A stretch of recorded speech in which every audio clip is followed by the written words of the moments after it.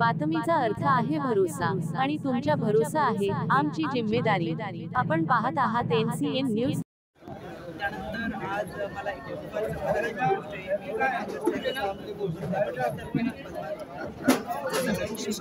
आभार व्यक्त करेन, त्यांना मनापासून धन्यवाद देईन की 14 जागांमध्ये 18 महिलांच्या आणि जास्तीच्या महिला त्यांनी खऱ्या अर्थाने मातृशक्तीचा सन्मान म्हणून दिलेला आहे। त्यांचे मी मनापासून आभार व्यक्त करत असताना मला खात्री आहे ज्या पद्धतीने देगलूरकरच्या नागरिकांनी उत्स्फूर्त मनापासून प्रतिसाद दिला, आपल्या भागाचा विकास झाला पाहिजे म्हणून आपल्यातलाच माणूस आपल्या समस्या जाणून घेणार आणि निवडून गेली पाहिजे त्यांचा विचार निश्चितपणाने ते तारखेला लक्षात येईल। 3 तारखेला आम्ही जरी तुमच्यात विजयाचा गुलाल हे नगराध्यक्ष आणि उमेदवारांवरती जर राष्ट्रवादीची सत्ता आली तर महिला सक्षमीकरणासाठी आपण काय करणार आहात? सत्ता आली म्हणून नाही गेली, अनेक वर्ष आम्ही महिला सक्षमीकरण सबलीकरणासाठी काम करतो। महिला व बाल विकास मंत्री आदिती तटकरे यांच्या माध्यमातून ज्या पद्धतीने लेक लाडकी लाडकी बहीण योजना सुरू आहे त्याच्याही पलीकडे जाऊन आर्थिक विकास महामंडळाच्या माध्यमातून दुबई एक्सपो जिथं 82 देशांचं प्रतिनिधित्व होतं, त्या दुबई एक्सपोमध्ये जर एकटं कोणी सहभागी होत असेल तर ते मावीम असतं। आणि हे मावीम म्हणजे वाड्या वस्त्या आणि पाड्यांवरच्या ग्रामीण भागातल्या महिलांनी स्वतः उत्पादित केलेल्या बचत गटातल्या मालाला मार्केटिंग देणारं हे क्षेत्र आहे, त्याचा आम्हाला अभिमान आहे। त्याच्यामुळे सबलीकरण सक्षमीकरण आणि या माध्यमातून प्रत्येक महिलेला आर्थिक पाठबळ मिळालं पाहिजे, एक आत्मविश्वास मिळाला पाहिजे, यासाठीचा आमचा कायमचा प्रयत्न आहे। आणि म्हणून तेच आम्ही गेल्या अनेक वर्षापासून या माध्यमातून काम करताना तुम्हाला दिसून येत असतं। त्याच्यामुळे निश्चित महत्वाची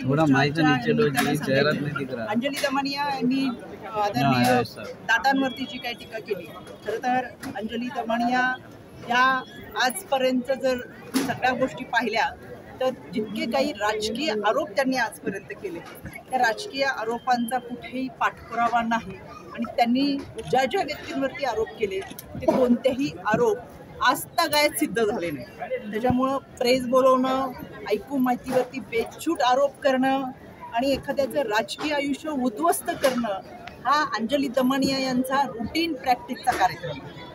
ज्या पद्धतीने बोलतात ते की माझी वॉर्निंग आहे, 24 तासातला राजीनामा असेल, ही जी भाषा आहे, आज संविधान दिन आहे, आपण घटना मानतो, भारतरत्न डॉक्टर बाबासाहेब आंबेडकरांनी संविधान दिलं, निश्चितपणाने ते संविधान मानलं गेलं पाहिजे।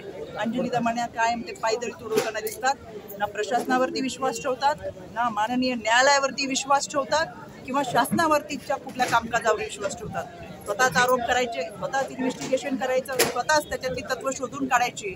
आणि म्हणून मला अंजली दमानिया यांना आवर्जून सांगायचे, तुमच्याकडे जे काही पुरावे आहेत ते पुरावे घ्या आणि ह्याच्यासाठी SIT स्थापित केली, ते SITकडे पुरावे जरूर द्या, पण ज्या पद्धतीची तुम्ही भाषा वापरताय महाराष्ट्र तुम्हाला फार गांभीर्याने घेत नाही, पण वॉर्निंगसारखे शब्द जेव्हा तुम्ही वापरता त्याच्यामुळे कोणासाठी तरी आणि कोणावरती तरी आरोप तुम्ही जे करताय ते निश्चितपणाने असं वाटतं आणि मला दाट शंका येते की कॉन्ट्रॅक्ट बेसवरती काम चालतं।